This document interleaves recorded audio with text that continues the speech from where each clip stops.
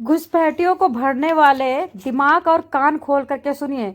लेडीजों से तो कुत्ते लड़ते हैं, कुत्ते गीदड़ लड़ते हैं। किसी शेर से लड़ना है तो लड़िए ना बांग्लादेशियों से, लड़िए ना पाकिस्तानियों से, लड़िए ना रोहिंग्यों से।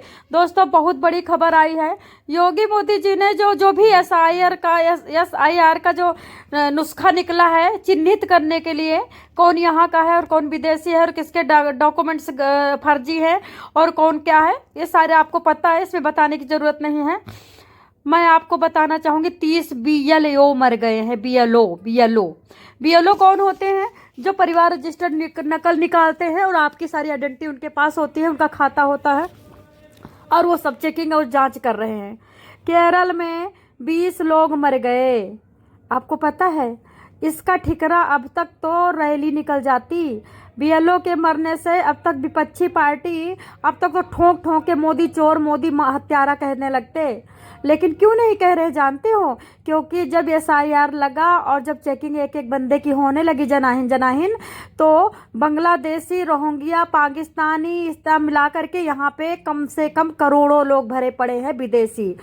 बीएलओ को क्यों मरना पड़ रहा है भाई? बीएलओ क्या बता रहे हैं मरने के टाइम कि वर्क हार्ड मैं नहीं अफोर्ड कर पा रहा हूँ, मेरे से नहीं हो पा रहा है, वर्कलोड। अरे वर्कलोड है तो इस्तीफा भी तो दे सकता है बेटा जी। दोस्तों, कोई आपसे कहेगा कि आप ये काम कर दो, आप नौकरी छोड़ दीजिए, आप दूसरा काम करिए, जाके अपना प्राइवेट नौकरी करिए, आप सरकारी नौकरी का लुत्फ मत उठाइए। लेकिन वो मर रहे हैं। मैं बता देती हूँ, ये जो रोहिंग्या, ये जब विदेशी यहाँ भरे हैं ना घुसपैठिया, एक एक बीएलओ को मार रहे हैं। वे लोग दबाव में मार रहे हैं, परिवार के दबाव में। मतलब एक प्रकार से अंदर घुसपैठियों एसआईआर में इतना बड़ा काम कर रहे हैं कि अंदर से बीएलओ को मार रहे हैं। अगर मोदी मार रहे हैं, अब मोदी जी के ऊपर तो कोई नहीं उठा रहा उंगली। सब लोग कह रहे हैं बीएलओ मर गए। किसी ने ट्वीट नहीं किया, एक्स पे नहीं डाला, किसी ने ऑफिशियल वेबसाइट पे नहीं डाला। ये ज्ञानेश गुप्ता, अरे क्या बोल रहे हो तुम? बीएलओ केरल में मरा और आपका जो इलेक्शन बार कमीशन है आपका दिल्ली में है। अरे तो दोस्तों, आपको मैं मोटी बात बता रही हूँ, आपको ज़्यादा मैं घुमा के नहीं बताऊंगी, आप लोग समझ भी नहीं पाएंगे। हमारे जो सब्सक्राइबर हैं उतने ज़्यादा मतलब अंतर आत्मा में जाके नहीं घुसने वाले हैं, ऊपर से समझने वाले। सुनिए, बीएलओ चेकिंग में लगाए गए हैं। जनाहिन नोएडा में 1 दिसंबर से लगा पड़ा है, 1 नवंबर से। आपको बता देते, केरला में जाँच हो रही है, आसाम में, यूपी में हो रही है। यूपी में मर रहा है बीएलओ, केरल में मर रहा है, बांग्लादेशी भाग रहे हैं बंगाल से। क्यों? क्योंकि घुसपैठिया बीएलओ को मार रहे हैं, धमकी दे रहे हैं परिवार को मारने को, परिवार को खत्म करने की, किडनैपिंग की, जान लेने की। इसलिए वे लोग मर रहे हैं कि ना मैं करूंगा ना मेरे घर की जान बच जाएगी, मेरी ही जाएगी। आपको नहीं लगता कि एक अभी जहांगीरपुरी का बंदा मिला था, उसने कहा कि मेरा सब कुछ छीन लिया और मेरा घर छीन लिया बांग्लादेशियों ने और हम लोग आकर के गुड़गांव में रहने लगे हैं। इतना मारा बेल्टों से कि बेटी मर गई।